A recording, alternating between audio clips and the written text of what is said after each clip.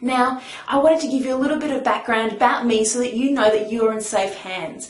I have been an artist for as long as I can remember. I've made creative solutions to different problems. When I was 4 years old, myself and my sister were in a cubby house. It was hailing outside.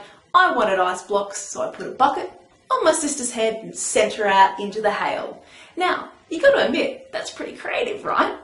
When I was in high school, I found out that my favourite author started her first published novel at 14. At 12, I thought, I could do that. And by the end of year 12, I had written a 75,000 word novel. I was also really super duper smart. So I was at the top of my classes in physics and chemistry and in maths. And at the end of high school, I got given the advice that all of us got given. There are a lot of artists out there, and I don't think you can make money from what you love. You need a backup plan. So I went to university and I did, of all things, astrophysics. By the end of those 3 years, I was huddling in my room every 3 months, crying my eyes out because I hated what I was doing. I was good at it. I got good marks. But it wasn't what I wanted. It was so much stress and so much angst for something that I didn't even like.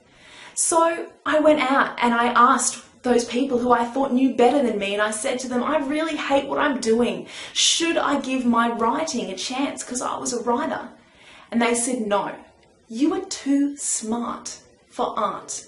With a little sneer, you're too smart for art. Like, I was throwing away the best part of myself to be what I wanted to be.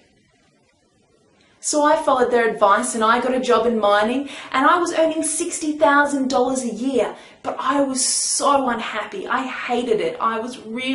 It depressed me. I just didn't know how to get out of the funk that I was in. I was procrastinating all the time, just wasting time.